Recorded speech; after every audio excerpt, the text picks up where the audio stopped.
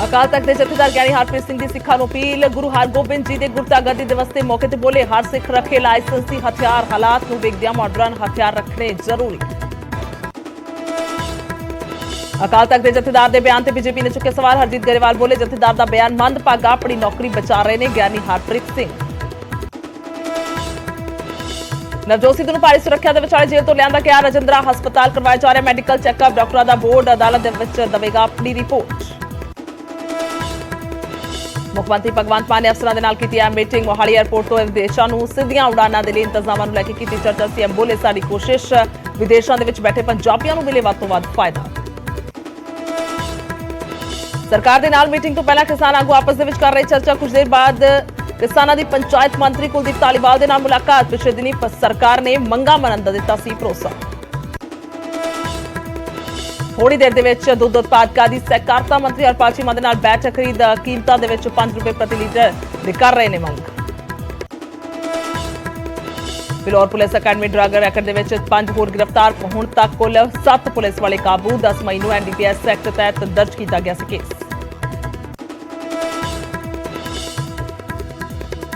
रितिक की मौत के मामले दे विच पहली एफआईआर। पुलिस ने बोरवेल के मालक ते धारा 304 ए दे तहत दर्ज किया केस। बोरवेल दे विच डिगण दे नाल रितिक की हुई सी मौत। तेज मींह ने दिल्ली दे विच वधाई परेशानी। गुरुग्राम के नेड़े लग्या भारी ट्रैफिक जाम। खज्जल खुआर होए राहगीर।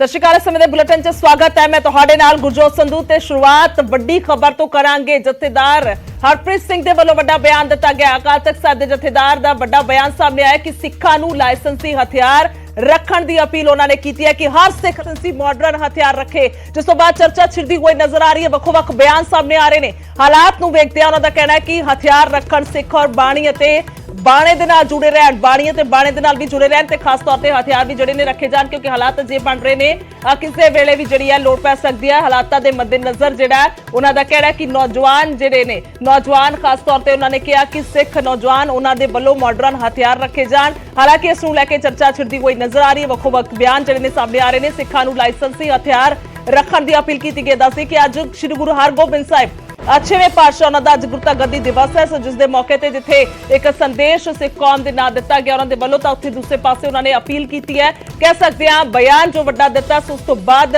चर्चा छिड़दी हुई नजर आ रही है। खास तौर पर उन्होंने कहना कि मॉडर्न हथियार रखे रहन। हालांकि उन्होंने वल्लों यह भी कहा गया कि गतका जिहड़ा है वह भी खेडिया जाए, शस्त्र विद्या लई जाए, बाणी बाणे दे नाल जुड़िया जाए, पर नालों नाल हथियार रखण दी भी लोड़ है, समय की लोड़ है, क्योंकि जिस तरह दे नाल तस्वीर बनती हुई नजर आ रही है। हालांकि जेकर इसते वक्-वक् बयानां दी गल कीती जाए तां जिथे बीजेपी का कहना, हरजीत गरेवाल का कहना कि अपनी नौकरी बचा रहे ने खास तौर पर, और दूसरे पासे जेकर बीबी जगीर कौर की गल की जाए, जिथे हरजीत गरेवाल का कहना है कि अपनी नौकरी बचा रहे, तो उत्थे बीबी जगीर कौर का कहना है कि जिस तरह के हालात बन रहे हैं नशे नूं लैके, तो किसी भी समय लोड़ पै सकती है। सो उस दे मद्देनजर ज्ञानी हरप्रीत सिंह दे वल्लों जथेदार दे वल्लों जिहा बयान दिता गया। तो दूसरे पासे मनजिंदर जेकर खास तौर पर होर वक्-वक् लीडरां की गल की जाए तो उन्होंने बयान भी जिहड़े आने ने शुरू हो चुके हैं। सो लाइसेंसी मॉडर्न हथियार रखण नूं जथेदार दे वल्लों जो किया गया, उस तो बाद चर्चा छिड़दी हुई नजर आ रही है, क्योंकि बड़ा बयान साफ तौर पर मन्निया जा सकता है। जिस तरह दे नाल हालात पिछले दिनों दे विच बने ने, बार-बार उसका तर्क भी जिहड़े ने वक्-वक् लीडर दिंदे हुए नजर आ रहे हैं। सो हालातां नूं वेखदिआं होइआं हथियार रखण नूं लैके सिखां नूं कहा गया और जथेदार ज्ञानी हरप्रीत सिंह दे वल्लों यह बयान दिता गया। एक बार बयान जरूर सुनते हैं।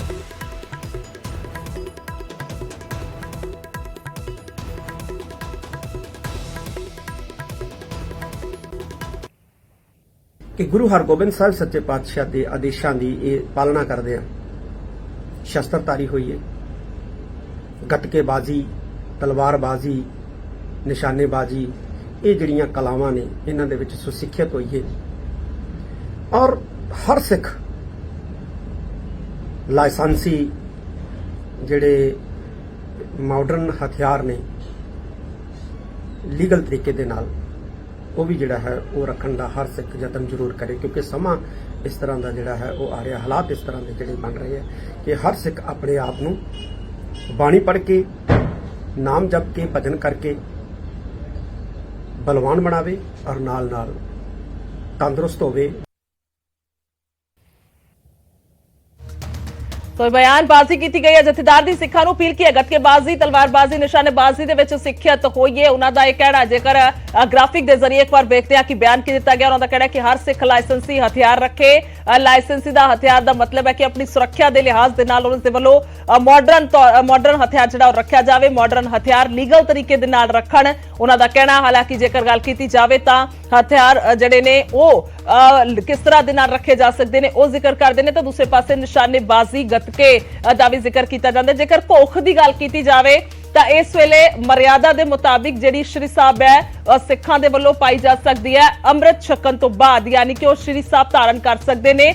ਹਾਲਾਂਕਿ ਉਸ ਦੇ ਸਾਈਜ਼ ਨੂੰ ਲੈ ਕੇ ਵੀ ਕਈ ਵਾਰ ਸਮੱਸਿਆਵਾਂ ਜਿਹੜੀਆਂ ਨੇ ਕਹਿ ਸਕਦੇ ਕਈ ਵਾਰ ਚਰਚਾਵਾਂ ਹੁੰਦੀਆਂ ਨੇ ਕਿ ਜਦੋਂ ਪਲੇਨ ਦੇ ਵਿੱਚ ਜਾਣਾ ਤਾਂ ਉੱਥੇ ਜਿਹੜੀ ਹੈ ਛੋਟੀ ਤੋਂ ਛੋਟੀ ਸ਼੍ਰੀ ਸਾਹਿਬ ਪਾਉਣ ਨੂੰ ਲੈ ਕੇ ਜਿਹੜਾ ਕਿਹਾ ਗਿਆ ਸੀ। ਸੋ ਇਸ ਤਰ੍ਹਾਂ ਦੀਆਂ ਕਈ ਤਰ੍ਹਾਂ ਦੀਆਂ ਚਰਚਾਵਾਂ ਜਾਂ ਕਹਿ ਸਕਦੇ ਕਿ ਸਮੇਂ-ਸਮੇਂ ਤੇ ਬਦਲਾਅ ਜਿਹੜੇ ਨੇ ਇਸ ਨੂੰ ਲੈ ਕੇ ਹੁੰਦੇ ਜ਼ਰੂਰ ਨਜ਼ਰ ਆਏ ਨੇ। ਜੇਕਰ ਗੱਤਕੇ ਦਾ ਜ਼ਿਕਰ ਕੀਤਾ ਜਾਏ ਤਾਂ ਗੱਤਕੇ ਦੇ ਵਿੱਚ ਅਸੀਂ ਅਕਸਰ ਵੇਖਦੇ ਹਾਂ ਜਦੋਂ ਨਗਰ ਕੀਰਤਨ ਨਿਕਲਦੇ ਨੇ ਤਾਂ ਪੰਜ ਪਿਆਰਿਆਂ ਦੇ ਅੱਗੇ ਜਿਸ ਤਰ੍ਹਾਂ ਦੇ ਨਾਲ ਗੱਤਕਾ ਹੁੰਦਾ ਹੈ ਔਰ ਉਹ ਗੱਤਕੇਬਾਜ਼ੀ ਦੇ ਵਿੱਚ ਕਈ ਤਰ੍ਹਾਂ ਦੀਆਂ ਹਥਿਆਰ ਕਹਿ ਸਕਦੇ ਹਾਂ ਉਸੇ ਤਰ੍ਹਾਂ ਦੇ ਨਾਲ ਜਿਹੜੀਆਂ ਵਸਤਾਂ ਵਰਤੀਆਂ ਜਾਂਦੀਆਂ ਨੇ। ਉਸ ਦੇ ਵਿੱਚ ਇੱਕ ਨਾਗਣੀ ਵੀ ਹੁੰਦੀ ਹੈ ਜੋ ਕਾਫੀ ਤੇਜ਼ ਚੱਲਦੀ ਹੈ ਔਰ ਜਿਹੜਾ ਝੁੰਡ ਖੜਿਆ ਹੁੰਦਾ ਆਲੇ ਦੁਆਲੇ ਸੰਗਤਾਂ ਦਾ ਤਾਂ ਉਹਨਾਂ ਦੇ ਲੱਗਣ ਦਾ ਵੀ ਕਈ ਵਾਰ ਡਰ ਹੁੰਦਾ। ਸੋ ਅਜਿਹੀਆਂ ਚੀਜ਼ਾਂ ਦੇਖੀਆਂ ਜਾਂਦੀਆਂ ਨੇ ਪਰ ਇਹ ਸ਼ਸਤਰ ਨੇ ਸਾਰੇ ਜੋ ਧਾਰਨ ਕਰਨ ਨੂੰ ਲੈ ਕੇ ਗੁਰੂ ਸਾਹਿਬ ਦੇ ਵੱਲੋਂ ਇਹ ਕਹਿ ਲਈਏ ਕਿ ਮਰਿਆਦਾ ਚੱਲੀ ਆ ਰਹੀ ਹੈ। ਸੋ ਉਹਨਾਂ ਨੂੰ ਲੈ ਕੇ ਕਿਸੇ ਤਰ੍ਹਾਂ ਦੇ ਨਾਲ ਕਦੀ ਵੀ ਕੋਈ ਗੱਲਬਾਤ ਨਹੀਂ ਹੁੰਦੀ ਕਿ ਉਹ ਸਾਰੀਆਂ ਚੀਜ਼ਾਂ ਪਹਿਲਾਂ ਤੋਂ ਚੱਲੀਆਂ ਆ ਰਹੀਆਂ ਨੇ। ਪਰ ਇਸ ਬਿਆਨ ਨੇ ਇਸ ਕਰਕੇ ਚਰਚਾ ਛੇੜੀ ਹੈ ਕਿਉਂਕਿ ਮਾਡਰਨ ਹਥਿਆਰ ਰੱਖਣ ਨੂੰ ਲੈ ਕੇ ਜਥੇਦਾਰ ਦੇ ਵੱਲੋਂ ਕਿਹਾ ਗਿਆ।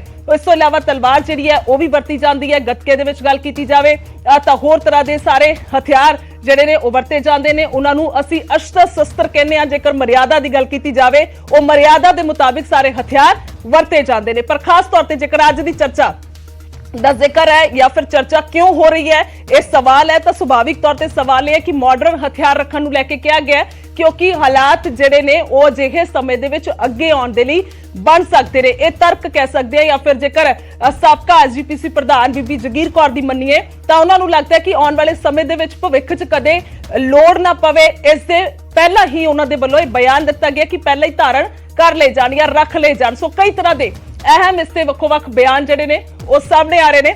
ਸੋ ਸਾਡੇ ਨਾਲ ਫੋਨ ਲਾਈਨ ਤੇ ਸ਼੍ਰੋਮਣੀ ਅਕਾਲੀ ਦਲ ਦੇ ਸੀਨੀਅਰ ਆਗੂ ਦਲਜੀਤ ਚੀਮਾ ਹੋਰੀ ਜੁੜ ਚੁੱਕੇ ਨੇ। ਚੀਮਾ ਸਾਹਿਬ ਸਵਾਗਤ ਹੈ ਨਿਊਜ਼ 18 ਪੰਜਾਬ ਤੇ। ਸਭ ਤੋਂ ਪਹਿਲਾਂ ਤੁਸੀਂ ਇਸ ਬਿਆਨ ਨੂੰ ਕਿਵੇਂ ਵੇਖ ਰਹੇ ਹੋ ਜੋ ਜਥੇਦਾਰ ਸਾਹਿਬ ਦੇ ਵੱਲੋਂ ਦਿੱਤਾ ਗਿਆ ਹੈ? ਹਾਲਾਂਕਿ ਵੱਖੋ-ਵੱਖ ਇਸ ਤੇ ਬਿਆਨ ਜਿਹੜੇ ਨੇ ਆਪੋ ਆਪਣੇ ਤੌਰ ਤੇ ਆ ਰਹੇ ਨੇ।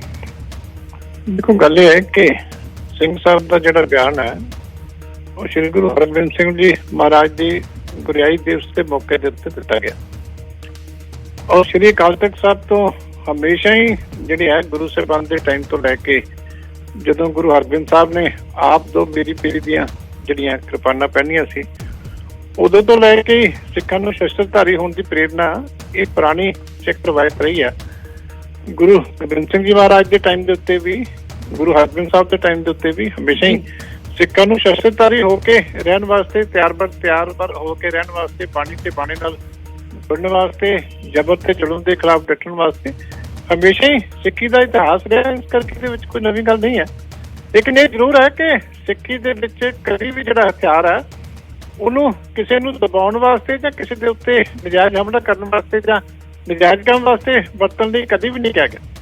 ਹਮੇਸ਼ਾ ਜ਼ਬਰ ਤੇ ਜ਼ੁਲਮ ਦਾ ਮੁਕਾਬਲਾ ਕਰਨ ਵਾਸਤੇ ਤੇ ਸਵੈ ਰੱਖਿਆ ਵਾਸਤੇ ਜਿਹੜੀ ਹੈ ਉਹ ਸ਼ਸਤਰਧਾਰੀ ਹੋਣ ਵਾਸਤੇ ਪ੍ਰੇਰਨਾ ਦਿੱਤੀ ਜਾਂਦੀ ਹੈ। ਕਦੀ ਵੀ ਕਿਸੇ ਨੂੰ ਇਤਿਹਾਸ ਦੀ ਦੁਰਵਰਤੋਂ ਬਾਰੇ ਕਦੀ ਵੀ ਜਿਹੜਾ ਸਿੱਖ ਇਤਿਹਾਸ ਦੇ ਵਿੱਚ ਕਿਤੇ ਵੀ ਜ਼ਿਕਰ ਨਹੀਂ ਆਉਂਦਾ।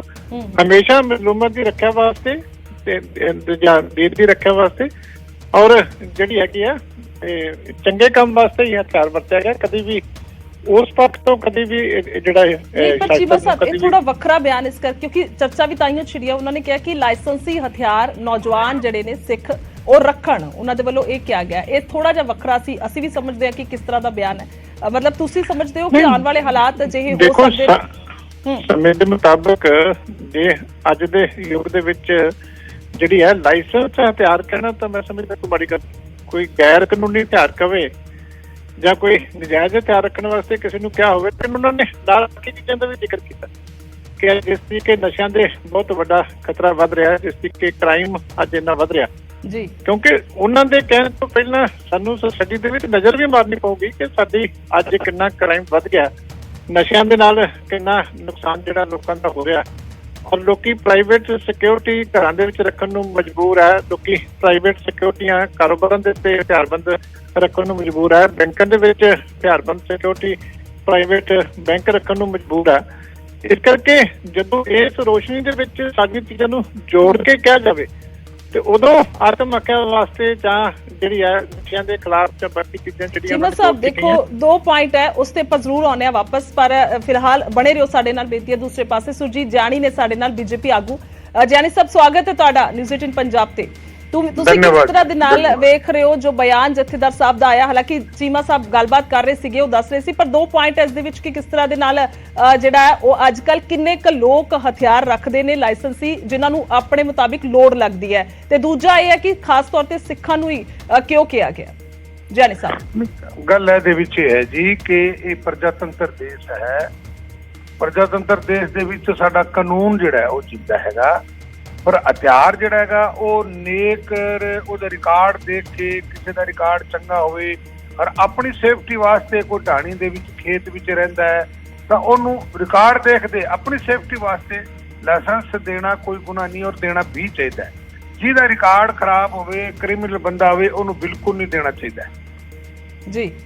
ਠੀਕ ਹੈ, ਠੀਕ ਹੈ। ਇੱਕ ਥੋੜੇ ਸਮੇਂ ਦੇ ਵਿੱਚ ਚੀਮਾ ਸਾਹਿਬ ਅਖੀਰਲਾ ਰਿਐਕਸ਼ਨ ਤੁਹਾਡਾ? ਠੀਕ ਹੈ, ਜਿਹੜੀ ਜਾਨੀ ਸਾਹਿਬ ਗੱਲ ਕਰ ਰਹੇ ਤੇ ਸਿੰਘ ਸਾਹਿਬ ਨੇ ਵੀ ਪਹਿਲਾਂ ਬਾਣੀ ਤੇ ਬਾਣੇ ਨਾਲ ਜੁੜਨ ਦੀ ਗੱਲ ਕੀਤੀ। ਬਾਣੀ ਤੇ ਬਾਣੇ ਨਾਲ ਜਿਹੜਾ ਜੁੜਦਾ ਹੈ ਚੰਗਾ ਇਨਸਾਨ ਹੀ ਹੁੰਦਾ, ਨੇਕ ਇਨਸਾਨ ਹੁੰਦਾ। ਉਹ ਗੱਲ ਉਹਨਾਂ ਨੇ ਪਹਿਲੇ ਕਹੀ ਹੈ। ਨਸ਼ਿਆਂ ਤੋਂ ਦੂਰ ਰਹਿਣ ਦੀ ਗੱਲ ਉਹਨਾਂ ਨੇ ਪਹਿਲਾਂ ਕੀਤੀ ਹੈ, ਔਰ ਹਥਿਆਰ ਦੇ ਨਾਲ ਵੀ ਉਹਨਾਂ ਨੇ ਜਿਹੜਾ ਲਾਇਸੈਂਸ ਹਥਿਆਰ ਯੂਜ਼ ਕੀਤਾ। ਇਸ ਕਰਕੇ ਇਹ ਸਾਰੀਆਂ ਚੀਜ਼ਾਂ ਨੂੰ ਇਕੱਠੇ ਦੇਖਿਆ ਜਾਣਾ ਚਾਹੀਦਾ, ਨਾ ਕਿ ਇਕੱਲਾ ਹਥਿਆਰ ਲਫ਼ਜ਼ ਦੇ ਉੱਤੇ ਅਸੰਤੁਸ਼ਟੀ। ਜੀ ਠੀਕ ਹੈ, ਠੀਕ ਹੈ ਚੀਮਾ ਸਾਹਿਬ, ਧੰਨਵਾਦ ਹੈ। ਜਾਨੀ ਸਾਹਿਬ ਤੁਹਾਡਾ ਵੀ ਸ਼ੁਕਰੀਆ ਗੱਲਬਾਤ ਕਰਨ ਦੇ ਲਈ। ਸੋ ਜਥੇਦਾਰ ਸਾਹਿਬ ਦੇ ਵੱਲੋਂ ਜੋ ਬਿਆਨ ਦਿੱਤਾ ਗਿਆ, ਜਥੇਦਾਰ ਗਿਆਨੀ ਹਰਪ੍ਰੀਤ ਸਿੰਘ ਦੇ ਵੱਲੋਂ ਜੋ ਬਿਆਨ ਦਿੱਤਾ ਗਿਆ, ਉਸ ਤੋਂ ਬਾਅਦ ਇੱਕ ਚਰਚਾ ਛਿੜਦੀ ਹੋਈ ਨਜ਼ਰ ਆ ਰਹੀ ਹੈ। ਸੋ ਜਥੇਦਾਰ ਦੇ ਵੱਲੋਂ ਅਪੀਲ ਕੀਤੀ ਗਈ ਹੈ ਕਿ ਗੱਤਕੇਬਾਜ਼ੀ ਦੇ ਨਾਲ, ਨਿਸ਼ਾਨੇਬਾਜ਼ੀ ਦੇ ਨਾਲ ਸਾਨੂੰ ਲਾਇਸੈਂਸੀ ਜਾਂ ਫਿਰ ਲਾਇਸੈਂਸੀ ਮਾਡਰਨ ਹਥਿਆਰ ਰੱਖਣ ਨੂੰ ਲੈ ਕੇ ਕਿਹਾ ਗਿਆ, ਤਾਂ ਕਿ ਅੱਗੇ ਆਉਣ ਵਾਲੇ ਸਮੇਂ ਦੇ ਵਿੱਚ ਜਿਹੜਾ ਬਚਾਅ ਹੈ ਉਹ ਆਪਣਾ ਤੇ ਆਪਣੇ ਪਰਿਵਾਰ ਦਾ ਕੀਤਾ ਜਾ ਸਕੇ। ਕਿ ਗੁਰੂ ਹਰਗੋਬਿੰਦ ਸਾਹਿਬ ਸੱਚੇ ਪਾਤਸ਼ਾਹ ਦੇ ਆਦੇਸ਼ਾਂ ਦੀ ਇਹ ਪਾਲਣਾ ਕਰਦੇ ਆ। ਸ਼ਸਤਰਧਾਰੀ ਹੋਈਏ, ਗੱਤਕੇਬਾਜ਼ੀ, ਤਲਵਾਰਬਾਜ਼ੀ, ਨਿਸ਼ਾਨੇਬਾਜ਼ੀ, ਇਹ ਜਿਹੜੀਆਂ ਕਲਾਵਾਂ ਨੇ ਇਹਨਾਂ ਦੇ ਵਿੱਚ ਸੁਸਿੱਖਿਅਤ ਹੋਈਏ, ਔਰ ਹਰ ਸਿੱਖ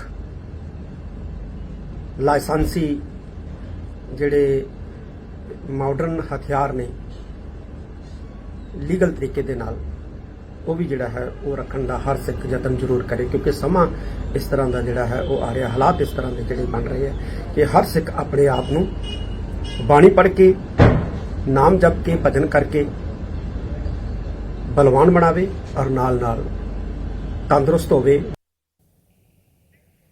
ਅੱਗੇ ਵਧਦੇ ਹਾਂ ਤੇ ਇਸ ਵਿਚਕਾਰ ਵੱਡੀ ਖਬਰ ਆ ਰਹੀ ਹੈ। ਪੰਜਾਬ ਦੇ ਹਵਾਈ ਅੱਡਿਆਂ ਨੂੰ ਲੈ ਕੇ ਅਹਿਮ ਮੀਟਿੰਗ ਹੋਈ ਹੈ। ਦੱਸ ਦਈਏ ਕਿ ਮੁੱਖ ਮੰਤਰੀ ਨੇ ਅਫਸਰਾਂ ਦੇ ਨਾਲ ਮੀਟਿੰਗ ਕੀਤੀ ਹੈ ਔਰ ਵਿਦੇਸ਼ਾਂ ਦੇ ਲਈ ਸਿੱਧੀਆਂ ਉਡਾਨਾਂ ਨੂੰ ਲੈ ਕੇ ਚਰਚਾ ਹੋਈ ਹੈ। ਸੋ ਫੂਡ ਪ੍ਰੋਸੈਸਿੰਗ ਦੇ ਲਈ ਵੀ ਕਾਰਗੋ ਫਲਾਈਟਸ ਚਲਾਉਣ ਨੂੰ ਲੈ ਕੇ ਤਿਆਰੀ ਕੀਤੀ ਜਾ ਰਹੀ ਹੈ। ਸੋ ਸਿੱਧੇ ਤੌਰ ਤੇ ਦੱਸ ਦਈਏ ਕਿ ਵੱਖ-ਵੱਖ ਮੁੱਦਿਆਂ ਨੂੰ ਲੈ ਕੇ ਸੀਐਮ ਦੇ ਵੱਲੋਂ ਅਹਿਮ ਮੀਟਿੰਗਾਂ ਜਿਹੜੀਆਂ ਨੇ ਉਹ ਸਮੇਂ-ਸਮੇਂ ਤੇ ਕੀਤੀਆਂ ਜਾਂਦੀਆਂ ਨੇ, ਤੇ ਫਿਲਹਾਲ ਜਿਹੜੀ ਮੀਟਿੰਗ ਹੈ ਮੁੱਖ ਮੰਤਰੀ ਦੇ ਵੱਲੋਂ ਅਫਸਰਾਂ ਦੇ ਨਾਲ ਕੀਤੀ ਗਈ ਹੈ ਔਰ ਕਿਸ ਤਰ੍ਹਾਂ ਦੇ ਨਾਲ ਸਿੱਧੀਆਂ ਉਡਾਨਾਂ ਹੋਣ ਵਿਦੇਸ਼ਾਂ ਦੇ ਵਿੱਚ ਉਸ ਨੂੰ ਲੈ ਕੇ ਗੱਲਬਾਤ ਕੀਤੀ ਗਈ ਹੈ, ਕਿਉਂਕਿ ਸਿੱਧੀਆਂ ਉਡਾਨਾਂ ਨੂੰ ਲੈ ਕੇ ਹਮੇਸ਼ਾ ਤੋਂ ਅਪੀਲਾਂ ਜਿਹੜੀਆਂ ਨੇ ਸਮੇਂ-ਸਮੇਂ ਤੇ ਹੁੰਦੀਆਂ ਰਹੀਆਂ ਨੇ। ਸੋ ਫੂਡ ਪ੍ਰੋਸੈਸਿੰਗ ਦੇ ਲਈ ਜਿਹੜਾ ਕਾਰਗੋ ਫਲਾਈਟਸ ਚਲਾਉਣ ਨੂੰ ਲੈ ਕੇ ਵੀ ਤਿਆਰੀ ਕੀਤੀ ਜਾ ਰਹੀ ਹੈ, ਤਿਆਰੀ ਕੀਤੀ ਜਾਵੇ ਉਸ ਨੂੰ ਲੈ ਕੇ ਵੀ ਅਹਿਮ ਚਰਚਾਵਾਂ ਜਿਹੜੀਆਂ ਨੇ ਉਸ ਮੀਟਿੰਗ ਦੇ ਵਿੱਚ ਹੋਈਆਂ ਨੇ। ਖਾਸ ਤੌਰ ਤੇ ਜੇਕਰ ਜ਼ਿਕਰ ਕੀਤਾ ਜਾਵੇ ਤਾਂ ਫੂਡ ਪ੍ਰੋਸੈਸਿੰਗ ਦੇ ਲਈ ਕਾਰਗੋ ਫਲਾਈਟ ਚਲਾਉਣ ਨੂੰ ਲੈ ਕੇ ਤਿਆਰੀ ਦੀ ਗੱਲ ਹੈ। ਸੋ ਖਾਸ ਤੌਰ ਤੇ ਇਸ ਮੁੱਦੇ ਨੂੰ ਲੈ ਕੇ ਚਰਚਾ ਹੋਈ ਹੈ ਔਰ ਅਹਿਮ ਮੀਟਿੰਗ ਕੀਤੀ ਗਈ, ਕਿਉਂਕਿ ਵੱਖੋ-ਵੱਖ ਮੁੱਦਿਆਂ ਨੂੰ ਲੈ ਕੇ ਸਮੇਂ-ਸਮੇਂ ਤੇ ਮੀਟਿੰਗਾਂ ਜਿਹੜੀਆਂ ਨੇ ਹੁੰਦੀਆਂ ਆ ਰਹੀਆਂ ਨੇ। ਔਰ ਅੱਜ ਦੀ ਗੱਲ ਕੀਤੀ ਜਾਵੇ ਤਾਂ ਇਹ ਮੀਟਿੰਗ ਹਵਾਈ ਅੱਡਿਆਂ ਨੂੰ ਲੈ ਕੇ ਹੋਈ ਹੈ ਕਿ ਸਿੱਧੀਆਂ ਉਡਾਨਾਂ ਜਿਹੜੀਆਂ ਨੇ ਕਿਸ ਤਰ੍ਹਾਂ ਦੇ ਨਾਲ ਕੀਤੀਆਂ ਜਾਣ, ਰੱਖਿਆ ਜਾਣ ਵਿਦੇਸ਼ਾਂ ਦੇ ਲਈ। ਔਰ ਖਾਸ ਤੌਰ ਤੇ ਕਿਉਂਕਿ ਵਪਾਰ ਨੂੰ ਵੀ ਜਿਹੜਾ ਇਸ ਤੋਂ ਹੁੰਗਾਰਾ ਮਿਲਦਾ ਹੈ, ਵਪਾਰ ਵੱਧਦਾ ਹੈ ਤਾਂ ਸਿੱਧੇ ਤੌਰ ਤੇ ਜਿਹੜੀ ਫਾਈਨੈਂਸ਼ੀਅਲ ਸਥਿਤੀ ਹੈ ਉਹ ਵੀ ਕਾਫੀ ਜ਼ਿਆਦਾ ਮਜ਼ਬੂਤ ਹੁੰਦੀ ਹੈ। तो दस दईए कि मीटिंग जी की गई है और किस तरह के नाल सीधियां उड़ाना होण विदेशों के विच और फूड प्रोसैसिंग के लिए कार्गो फ्लाइट चलाउण नूं लैके तैयारी है। दस दईए कि ट्वीट किया गया मुख्यमंत्री भगवंत मान के वल्लों ट्वीट किया गया ਅੱਜ ਪੰਜਾਬ ਦੇ ਹਵਾਈ ਅੱਡਿਆਂ ਨੂੰ ਲੈ ਕੇ ਅਫਸਰਾਂ ਦੇ ਨਾਲ ਮੀਟਿੰਗ ਕੀਤੀ ਤੇ ਮੋਹਾਲੀ ਕੌਮਾਂਤਰੀ ਹਵਾਈ ਅੱਡੇ ਤੋਂ ਵਿਦੇਸ਼ਾਂ ਨੂੰ ਸਿੱਧੀਆਂ ਉਡਾਨਾਂ ਦੇ ਲਈ ਪ੍ਰਬੰਧਾਂ ਨੂੰ ਲੈ ਕੇ ਚਰਚਾ ਕੀਤੀ ਹੈ। ਸਾਡੀ ਕੋਸ਼ਿਸ਼ ਹੈ ਕਿ ਵਿਦੇਸ਼ਾਂ ਦੇ ਵਿੱਚ ਵਸਦੇ ਪੰਜਾਬੀਆਂ ਤੇ ਕਾਰਗੋ ਉਡਾਨਾਂ ਦੇ ਰਾਹੀਂ ਕਿਸਾਨਾਂ ਨੂੰ ਇਹਨਾਂ ਹਵਾਈ ਅੱਡਿਆਂ ਦਾ ਵੱਧ ਤੋਂ ਵੱਧ ਫਾਇਦਾ ਮਿਲ ਸਕੇ। ਸੋ ਖਾਸ ਤੌਰ ਤੇ ਕਿਸਾਨਾਂ ਦਾ ਜ਼ਿਕਰ ਕਰਦੇ ਹੋਏ ਨਜ਼ਰ ਆਏ ਨੇ ਕਿ ਕਿਵੇਂ ਹਵਾਈ ਅੱਡਿਆਂ ਦਾ ਵੱਧ ਤੋਂ ਵੱਧ ਜਿਹੜਾ ਫਾਇਦਾ ਹੈ ਉਹ ਮਿਲ ਸਕੇ, ਕਿਉਂਕਿ ਜੇਕਰ ਵਿਦੇਸ਼ਾਂ ਦੇ ਵਿੱਚ ਸਿੱਧੀਆਂ ਉਡਾਨਾਂ ਦੇ ਰਾਹੀਂ ਖਾਣਾ ਜਾਏਗਾ, ਫੂਡ ਜਾਏਗਾ ਤਾਂ ਕਿਸ ਤਰ੍ਹਾਂ ਦੇ ਨਾਲ ਇਸ ਦਾ ਬੈਨੀਫਿਟ ਹੋ ਸਕਦਾ, ਕਿੰਨਾ ਫਾਇਦਾ ਹੋ ਸਕਦਾ ਔਰ ਕਿਵੇਂ ਆਰਥਿਕ ਤੌਰ ਤੇ ਜਿਹੜਾ ਕਿਸਾਨਾਂ ਨੂੰ ਮਜ਼ਬੂਤ ਕਰ ਸਕਦਾ। ਸੋ ਵਪਾਰ ਨੂੰ ਇੱਕ ਵੱਡਾ ਹੁੰਗਾਰਾ ਕਿਵੇਂ ਮਿਲ ਸਕਦਾ। ਸੋ ਪੰਕਜ ਕਪਾਈ ਨੇ ਸਾਡੇ ਨਾਲ ਫੋਨ ਲਾਈਨ ਤੇ ਜ਼ਿਆਦਾ ਗੱਲਬਾਤ ਦੇ ਲਈ। ਪੰਕਜ, ਕੀ ਕੁਝ ਜਾਣਕਾਰੀ ਹੈ? ਇੱਕ ਇਹ ਵੀ ਅਹਿਮ ਮੁੱਦਾ ਜਿਸ ਨੂੰ ਲੈ ਕੇ ਅੱਜ ਮੀਟਿੰਗ ਹੋਈ ਹੈ। देखो ऐसे अफसर फीडबैक लीती गई क्योंकि जो कोविड के दिनों जी फ्लाइट अमृतसर एयरपोर्ट या मोहाली एयरपोर्ट आनिया सी इंटरनेशनल पहली आनिया शुरू हुई या बंद हो गई थी। तो इस मतलब आने वाले दिनों मुख्यमंत्री पंजाब ਜਿਹੜੇ ਨੇ ਉਹ ਕੇਂਦਰ ਦੀ ਮੰਤਰੀ ਦੇ ਨਾਲ ਵੀ ਮੁਲਾਕਾਤ ਜਿਹੜੀ ਉਹ ਕਰ ਸਕਦੇ ਨੇ ਕਿ ਪੰਜਾਬ ਦੇ ਦੋ ਇੰਟਰਨੈਸ਼ਨਲ 에ਅਰਪੋਰਟ ਨੇ, ਇੱਕ ਤਾਂ ਅੰਮ੍ਰਿਤਸਰ ਔਰ ਦੂਸਰਾ ਮੋਹਾਲੀ ਇੰਟਰਨੈਸ਼ਨਲ 에ਅਰਪੋਰਟ। ਤਾਂ ਇੱਥੇ ਦੁਬਾਰਾ ਤੋਂ ਫਲਾਈਟ ਜਿਹੜੀ ਨੇ ਉਹ ਇੰਟਰਨੈਸ਼ਨਲ ਸ਼ੁਰੂ ਕੀਤੀਆਂ ਜਾ ਸਕਣ ਤਾਂ ਕਿ ਇੱਕ ਤਾਂ ਜਿਹੜੇ ਲੋਕ ਨੇ ਉਸ ਦੇ ਪੰਜਾਬ ਆ ਸਕਣ, ਨਾ ਕਿ ਵਾਇਆ ਦੇ ਉਹਨਾਂ ਦਾ ਖਰਚਾ ਵੀ ਕਰਦਾ। ਦੂਸਰਾ ਕਿਸਾਨਾਂ ਨੂੰ ਵੀ ਇਸਦਾ ਲਾਭ ਜਿਹੜਾ ਮਿਲ ਸਕੇ। ਦੂਸਰੇ ਵੀ ਅਫਸਰਾਂ ਦੇ ਨਾਲ ਮੀਟਿੰਗ ਦੇ ਵਿੱਚ ਇਹ ਵੀ ਚਰਚਾ ਹੋਈ ਹੈ ਕਿ ਜਿਹੜੇ ਲੋਕਲ 에ਅਰਪੋਰਟ ਨੇ ਲੁਧਿਆਣੇ ਦੇ 에ਅਰਪੋਰਟ ਹੈ ਉਹਨਾਂ ਦੇ ਵਿੱਚ ਕੀ ਕਰਨ ਦੀ ਜ਼ਰੂਰਤ ਹੈ, ਉਸ ਮੁਤਲਕ ਵੀ ਗੱਲਬਾਤ ਜਿਹੜੀ ਉਹ ਕੀਤੀ ਗਈ ਹੈ। ਇਹ ਮੀਟਿੰਗ ਜਿਹੜੀ ਹੈ ਹੋ ਰਹੀ ਹੈ। ਜੀ ਪੰਕਜ, ਧੰਨਵਾਦ ਹੈ तमाम ਜਾਣਕਾਰੀ ਦੇ ਲਈ, ਸ਼ੁਕਰੀਆ। ਸੋ ਕੁੱਲ ਮਿਲਾ ਕੇ ਕਿਸ ਤਰ੍ਹਾਂ ਦੇ ਨਾਲ ਵਪਾਰ ਨੂੰ ਅੱਗੇ ਹੋਰ ਹੁੰਗਾਰਾ ਮਿਲੇ, ਆਰਥਿਕ ਤੌਰ ਤੇ ਕਿਵੇਂ ਮਜ਼ਬੂਤੀ ਹੋ ਸਕੇ, ਉਸ ਦੇ ਬਾਬਤ ਇਹ ਮੀਟਿੰਗ ਕੀਤੀ ਗਈ ਹੈ।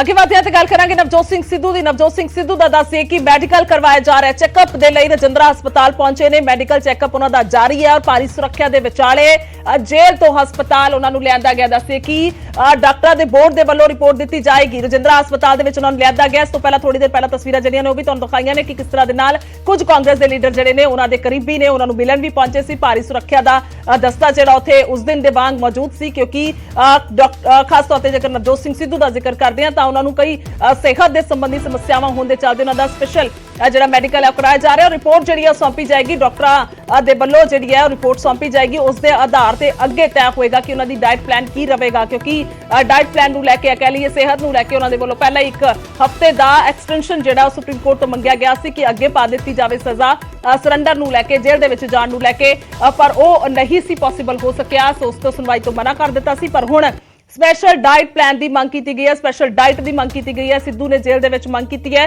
ਔਰ ਸਿੱਧੂ ਨੇ ਖਰਾਬ ਸਿਹਤ ਦਾ ਹਵਾਲਾ ਦਿੱਤਾ, ਜਿਸ ਦੇ ਚੱਲਦੇ ਰਜਿੰਦਰਾ ਹਸਪਤਾਲ ਲਿਆਂਦਾ ਗਿਆ ਔਰ ਪਟਿਆਲਾ ਜੇਲ੍ਹ ਦੇ ਵਿੱਚ ਬੰਦ ਨੇ। ਨਵਜੋਤ ਸਿੰਘ ਸਿੱਧੂ ਦੱਸਦੇ ਕਿ ਜੇਲ੍ਹ ਦੀ ਦਾਲ ਰੋਟੀ ਨਹੀਂ ਖਾ ਰਹੇ।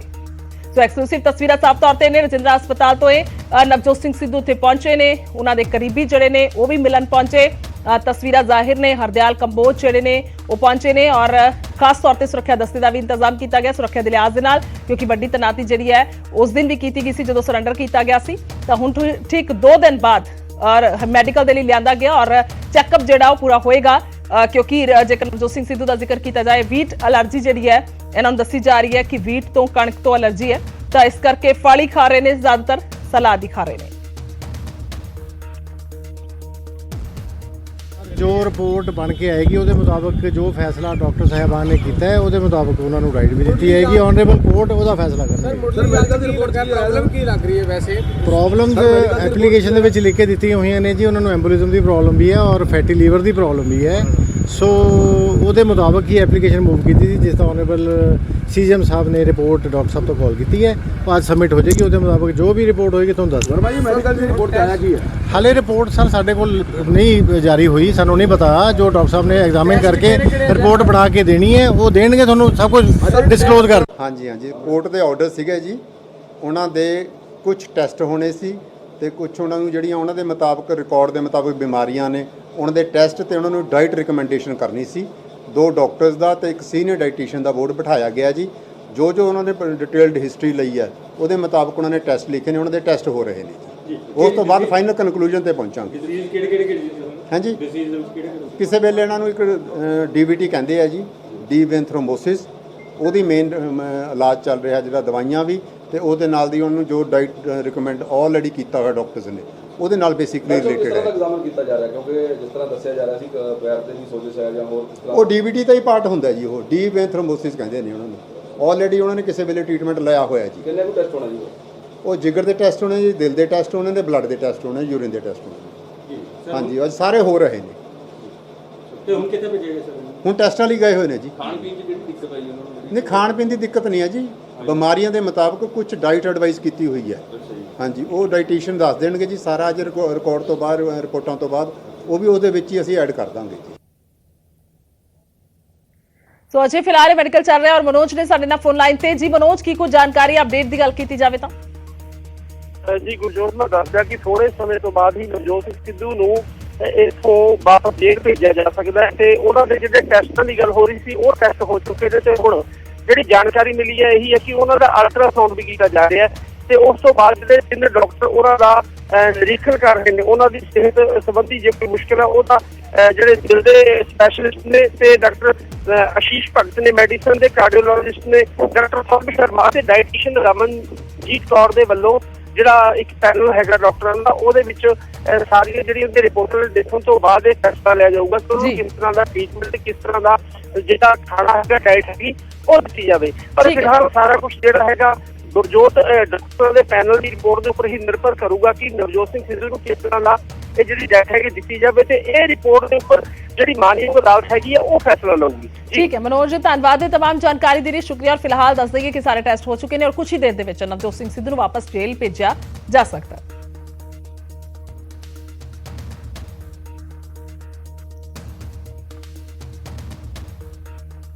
ਅੱਗੇ ਵਧਦੇ ਹਾਂ ਤੇ ਗੱਲ ਕਰਾਂਗੇ ਕਿਸਾਨਾਂ ਦੀ। ਦੱਸਦੀ ਕਿ ਕੁਝ ਹੀ ਦੇਰ ਦੇ ਵਿੱਚ ਕਿਸਾਨਾਂ ਦੀ ਸਰਕਾਰ ਦੇ ਨਾਲ ਮੀਟਿੰਗ ਹੈ। ਪੰਚਾਇਤ ਮੰਤਰੀ ਕੁਲਦੀਪ ਧਾਲੀਵਾਲ ਦੇ ਨਾਲ ਮੀਟਿੰਗ ਹੋਏਗੀ ਔਰ ਪਿਛਲੇ ਦਿਨਾਂ ਦੇ ਵਿੱਚ ਸਰਕਾਰ ਨੇ ਮੰਗਾਂ ਮੰਨਣ ਨੂੰ ਲੈ ਕੇ ਸਹਿਮਤੀ ਦਿੱਤੀ ਸੀ। ਉਹਨਾਂ ਨੇ ਕਿਹਾ ਸੀ, ਭਰੋਸਾ ਦਵਾਇਆ ਸੀ ਕਿ ਤੁਹਾਡੀਆਂ ਮੰਗਾਂ ਜਿਹੜੀਆਂ ਨੇ ਮੰਨੀਆਂ ਜਾਣਗੀਆਂ। ਖਾਸ ਤੌਰ ਤੇ ਜੇਕਰ ਪੰਚਾਇਤੀ ਮੰਤਰੀ ਦੀ ਗੱਲ ਕੀਤੀ ਜਾਵੇ ਤਾਂ ਕੁਲਦੀਪ ਧਾਲੀਵਾਲ ਦੇ ਨਾਲ ਮੀਟਿੰਗ ਹੋਏਗੀ, ਸਰਕਾਰ ਦੇ ਨਾਲ ਮੀਟਿੰਗ ਹੋਏਗੀ ਔਰ ਮੰਤਰੀ ਜਿਹੜੇ ਨੇ ਉਸ ਵੇਲੇ ਵੀ ਸ਼ਾਮਿਲ ਸੀਗੇ। ਉਸ ਵੇਲੇ ਵੀ ਉਹਨਾਂ ਦੀ ਗੱਲਬਾਤ ਜਿਹੜੀ ਹੈ ਕਿਸਾਨਾਂ ਦੇ ਨਾਲ ਹੋਈ ਸੀ ਜਦੋਂ ਇਹ ਵੱਡੀ ਮੀਟਿੰਗ ਹੋਈ ਸੀ ਕਿਸਾਨਾਂ ਦੀ। ਤਾਂ ਅੱਜ ਵੀ ਮੰਤਰੀ ਦੇ ਨਾਲ ਮੀਟਿੰਗ ਹੋਣੀ ਹੈ। ਦੱਸਦੇ ਕਿ ਪੰਚਾਇਤੀ ਜ਼ਮੀਨਾਂ ਤੇ ਕਬਜ਼ਿਆਂ ਨੂੰ ਲੈ ਕੇ ਵੱਡਾ ਮਸਲਾ ਸੀ ਕਿਸਾਨਾਂ ਦੀ। 13 ਮੰਗਾਂ ਦੇ ਵਿਚਕਾਰ ਜੇਕਰ ਇੱਕ ਮੰਗ ਦਾ ਜ਼ਿਕਰ ਕੀਤਾ ਜਾਵੇ ਤਾਂ ਉਹ ਇਹ ਵੀ ਮੰਗ ਸੀ ਜ਼ਮੀਨਾਂ ਨੂੰ ਲੈ ਕੇ। ਸੋ ਜਿਸ ਦੇ ਚੱਲਦੇ ਕਹਿ ਸਕਦੇ ਆ ਕਿ ਇਸ ਮੰਗ ਦੇ ਬਾਬਤ ਅੱਜ ਇਸ ਮੀਟਿੰਗ ਦੇ ਵਿੱਚ ਗੱਲਬਾਤ ਹੋਏਗੀ। ਤਾਂ ਕੁਝ ਹੀ ਦੇਰ ਦੇ ਵਿੱਚ ਕਿਸਾਨਾਂ ਦੀ ਸਰਕਾਰ ਦੇ ਨਾਲ ਮੀਟਿੰਗ ਹੈ ਔਰ ਪੰਚਾਇਤ ਮੰਤਰੀ ਕੁਲਦੀਪ ਧਾਲੀਵਾਲ ਜਿਹੜੇ ਨੇ ਉਹ ਮੌਜੂਦ ਰਹਿਣਗੇ। ਉਹਨਾਂ ਦੇ ਵੱਲੋਂ ਗੱਲਬਾਤ ਖਾਸ ਤੌਰ ਤੇ ਕੀਤੀ ਜਾਏਗੀ। ਸਰਕਾਰ ਦੇ ਵੱਲੋਂ ਭਰੋਸਾ ਦਿੱਤਾ ਗਿਆ ਸੀ ਕਿ ਤੁਹਾਡੀ ਇਹ ਵਾਲੀ ਮੰਗ ਵੀ ਜਿਹੜੀ ਹੈ ਉਹ ਮੰਨੀ ਜਾਏਗੀ। ਸੋ ਜਿਸ ਤੋਂ ਬਾਅਦ ਹੀ ਕਹਿ ਸਕਦੇ ਕਿ ਇਹ ਮੀਟਿੰਗ ਜਿਹੜੀ ਹੈ ਉਹ ਮਿੱਥੀ ਗਈ ਹੈ। ਹਜ਼ਾਰਾਂ ਕਿਸਾਨ ਨੇ, ਕਾਫੀ ਸਾਡੇ ਕੋਲ ਹੱਦ ਤੱਕ ਜਿਹੜੀ ਇਹ ਲਿਸਟ ਪਰਸੋਂ ਜਿਹੜੀ ਫਤਿਹਗੜ੍ਹ ਸਾਹਿਬ ਆ ਗਈਆਂ ਨੇ, ਹੁਣ ਵੀ ਆਈ ਜਾ ਰਹੀਆਂ ਨੇ, ਕਿਸਾਨ ਆਈ ਜਾ ਰਹੇ ਨੇ ਤੇ ਅੱਜ ਜਿੰਨੀਆਂ ਸਾਡੇ ਕੋਲ ਹੋਈਆਂ ਉਹ ਅਸੀਂ ਲਿਸਟਾਂ ਉਹਨਾਂ ਨੂੰ ਮੰਤਰੀ ਸਾਹਿਬ ਨੂੰ ਸੌਂਪਾਂਗੇ ਤੇ ਉਹਨਾਂ ਨਾਲ ਡਿਸਕਸ ਕਰਾਂਗੇ। ਕੋਈ ਜਦ ਕਾਨੂੰਨ ਬਣਿਆ 1962 ਦੇ ਵਿੱਚ, ਜਿਵੇਂ ਅਸੀਂ ਲਿਖੇ ਹੋਏ ਆ, ਪੰਜਾਬ ਦੇ ਬਹੁਤ ਸਾਰੇ ਇਲਾਕਿਆਂ 'ਚ ਕਿਸਾਨ ਉਹਨਾਂ ਜ਼ਮੀਨਾਂ ਦੇ ਖੇਤੀ ਕਰਦੇ ਆ ਜੋ ਲੈਂਡ ਮੁਤਾਬਕ ਉਹਨਾਂ ਦੇ ਕਬਜ਼ੇ ਹੇਠ ਦੇਸ਼ ਦੇ ਵਿਧਾਨ ਲਾਗੂ ਹੋਣ ਤੋਂ, ਜਾਂ ਸਾਡੇ ਤੇ ਵਿਧਾਨ ਹੀ ਨਹੀਂ ਸੀ ਲਾਗੂ ਹੋਇਆ, ਸਾਡੇ ਕੋਲ ਉਦੋਂ ਦੀਆਂ ਜ਼ਮੀਨਾਂ, ਉਦੋਂ ਬਾਅਦ ਇਹ ਵਿਧਾਨ ਲਾਗੂ ਕਰਦੇ ਆ, ਤਾਂ ਉਹ ਜ਼ਮੀਨਾਂ ਜਿਹੜੀਆਂ ਜਿਨ੍ਹਾਂ ਨੇ ਕਿਸਾਨਾਂ ਕੋਲ ਹੈਗੀਆਂ ਨੇ ਉਹਨਾਂ ਨੂੰ ਦੇ ਦੇਣੀਆਂ ਚਾਹੀਦੀਆਂ ਨੇ। ਇਹ ਗੱਲਾਂ ਜਿਹੜੀਆਂ ਕੀਤੀਆਂ ਨੇ। ਦੂਸਰਾ ਅਸੀਂ ਉਹ 'ਚ ਫਰਕ ਪਾਉਂਦੇ ਆ। ਇੱਕ ਤਾਂ ਕਬਜ਼ਾਧਾਰੀ ਨੇ, ਅਸੀਂ ਉਹ ਨਹੀਂ ਕਹਿੰਦੇ ਵੀ ਕਬਜ਼ਾ ਨਾ ਛਡਾਓ, ਜਿਹੜੇ ਨਜਾਇਜ਼ ਕਬਜ਼ੇ ਆ ਉਹ ਫੌਰਨ ਤੌਰ ਤੇ ਛਡਾਣੇ ਚਾਹੀਦੇ ਆ। ਜਿਵੇਂ ਜਸਟਿਸ ਕੁਲਦੀਪ ਸਿੰਘ ਨੇ ਕਿਹਾ ਵੀ 25,000 ਏਕੜ ਆ ਜੋ ਚੰਡੀਗੜ੍ਹ ਦੇ ਆਲੇ ਦੁਆਲੇ ਆ, ਅਸੀਂ ਕੋਈ ਮਨਾ ਨਹੀਂ ਕਰਦੇ, ਕਬਜ਼ੇ ਛਡਵਾਓ, ਪਰ ਜਿਹੜੇ ਕੋਈ 1-1 2-2 ਏਕੜ ਆ ਉਹਨਾਂ ਦਾ ਦੇਖੋ ਵੀ ਉਹਨਾਂ ਨੇ ਆਬਾਦ ਕੀਤੀਆਂ ਹੋਈਆਂ ਜ਼ਮੀਨਾਂ ਨੇ। ਤੇ ਕੁਝ ਬੰਦਿਆਂ ਨੇ ਰਜਿਸਟਰੀਆਂ ਵੀ ਕਰਾਤੀਆਂ ਗਵਰਨਮੈਂਟਸ ਤੋਂ। 2017 ਦੇ ਵਿੱਚ ਰਜਿਸਟਰੀਆਂ ਅਕਾਲੀ ਸਰਕਾਰ ਵੇਲੇ 15,000 ਰੁਪਇਆ ਪ੍ਰਤੀ ਏਕੜ ਲੈ ਕੇ ਕਰਵਾ ਲਈਆਂ ਸੀ, ਪਰ ਸੁਪਰੀਮ ਕੋਰਟ ਨੇ ਤੋੜਤੀਆਂ। ਉਹ ਕਿਸਾਨਾਂ ਦਾ ਕੀ ਕਸੂਰ, ਉਹਨਾਂ ਨੇ ਪੈਸੇ ਵੀ ਭਰਤੇ, ਰਜਿਸਟਰੀਆਂ ਵੀ ਕਰਾਤੀਆਂ, ਇੰਤਕਾਲ ਵੀ ਹੋ ਗਏ, ਉਹਨਾਂ ਨੇ ਲੋਨ ਵੀ ਲੈ ਲਏ, ਪਰ ਦੁਬਾਰਾ ਇੰਤਕਾਲ ਤੋੜ ਦਿੱਤੇ ਗਏ। ਉਹ ਅਸੀਂ ਸਰਕਾਰ ਨੂੰ ਬੇਨਤੀ ਕਰਨ ਗਏ ਹਾਂ ਕੋਈ ਇਜਲਾਸ ਸੱਦੋ, ਇਜਲਾਸ ਸੱਦ ਕੇ ਉਹਨਾਂ ਨੂੰ ਜਿਹੜੀਆਂ ਜ਼ਮੀਨਾਂ ਨੇ ਜਿਨ੍ਹਾਂ ਨੇ ਰਜਿਸਟਰੀਆਂ ਕਰਾਈਆਂ ਹੋਈਆਂ ਨੇ ਉਹਨਾਂ ਨੂੰ ਉਹਦੇ ਤੇ ਮਾਲਕੀ